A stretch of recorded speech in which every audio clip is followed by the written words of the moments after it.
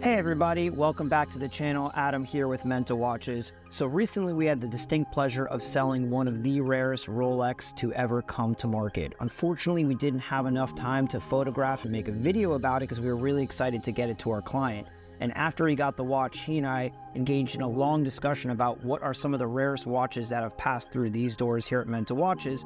So we thought it'd be a fun video to do to make a list of the 5 rarest Rolex, some that we've sold and some that are just rare in general that unfortunately we've never had the pleasure to see or sell ourselves. Hopefully this will become a longer standing series where we branch out into other brands. We're going to start with Rolex for today.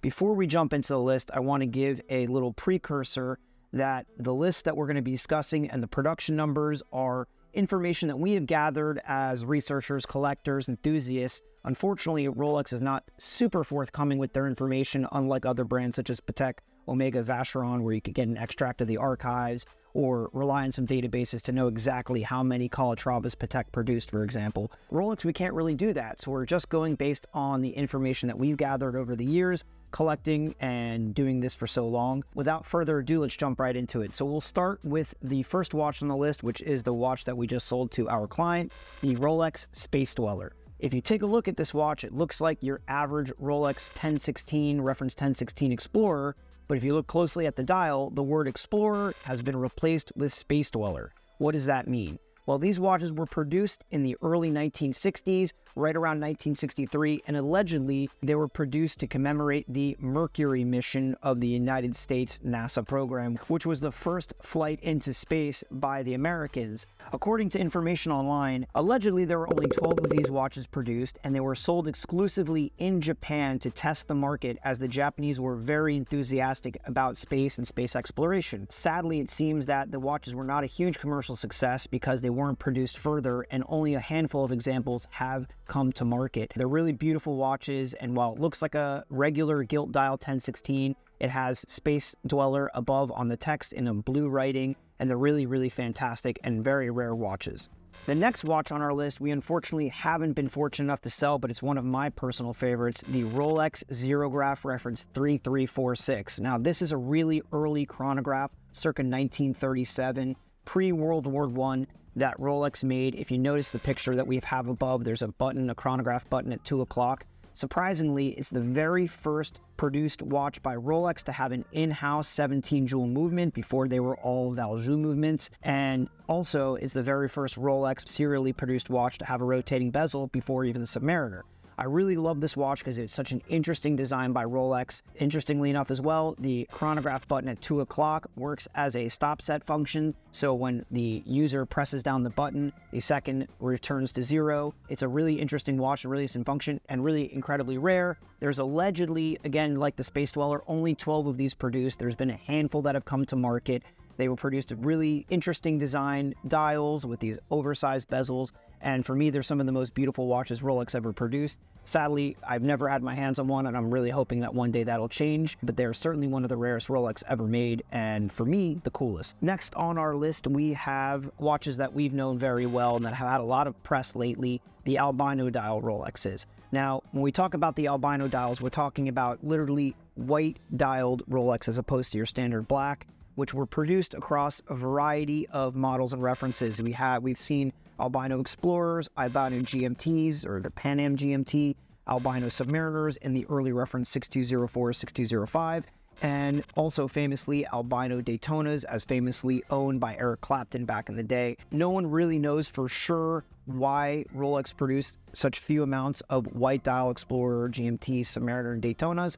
There was actually a really great article written by Tony Trina of Hodinkee dissecting the Albino dials, and common conjecture is that they were either test dials that Rolex was testing their pad printing and they used a white surface, or they were just very, very low production watches.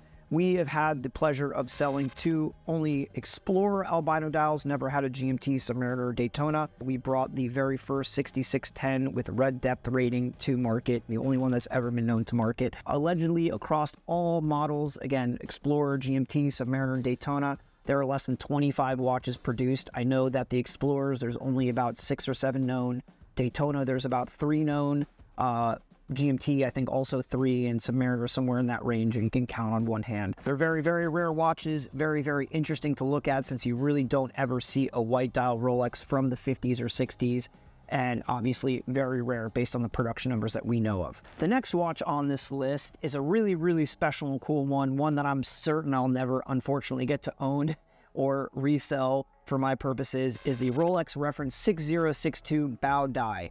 Now, the Rolex reference 6062 is not in and of itself incredibly rare when you're talking about very, very low production, although finding an incredible example in any case metal these days has become very hard. The reference 6062 was introduced by Rolex in 1950. It is the very first triple date moon phase calendar watch they produced in a waterproof case as well. The later 8171 was not a waterproof case. It's considered the holy grail of vintage Rolex collecting, but what makes this watch even more special is the low production and why it was sold. So Bao Dia was the last emperor of Vietnam, and apparently he was known as the Playboy Emperor because he liked to spend his money on the finer things. So while in Geneva circa 1945, he popped into a retailer, Rolex retailer, and asked them to produce and sell to him the finest and most expensive Rolex wristwatch that they had. They had showed him a reference 6062, but apparently that wasn't good enough, and they had to source from a local shop nearby a 6062 outfitted with a black dial with diamond markers, which apparently met his needs and he was okay with. It is now considered one of the rarest Rolex on the market, or in existence, I should say. And the last time it was sold on the open market was in Phillips a few years ago, which fetched over $5 million. An astounding number, but an astounding watch, and certainly one of the rarest and coolest vintage Rolex in existence. One that's a personal holy grail of mine that sadly, unfortunately, I will never get to see. I'm sure of it. And the last watch on our list for today is a Rolex Paul Newman, but not just any Rolex Paul Newman. We are talking about 18-karat yellow gold Rolex Paul Newmans with an oyster case, so that are screw-down pushers. These watches are nicknamed the Legend or Lemon dials because they have a lemony color on the dial as opposed to the normal champagne. They also have black registers with white text. That's how you could also set them apart. There are only a handful, 4 or 5 pieces known. These watches have sold for astronomical amounts of money at auction. Several years ago, Phillips brought the first one that had come to market in a very long time, and it sold, I think, if memory serves, around $3.6 million. Christie's had another one last year that sold for a similar amount. In any case, they are extremely, extremely rare. We were fortunate enough to sell one of these watches, and I believe it is the only reference 6265 that is known with a lemon dial that we sold 5 years ago. They're incredibly, incredibly rare, and I would estimate, or it is estimated, that there's no more than 5 to 10 pieces in existence.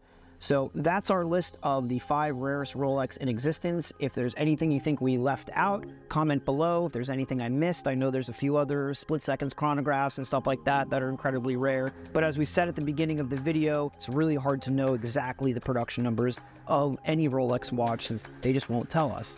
If you enjoyed this video, again, please always remember to comment, like, and subscribe. Anything you do to help us grow the channel. And we'll be back for the next installment with Patek Philippe. Thanks for watching, guys. Bye.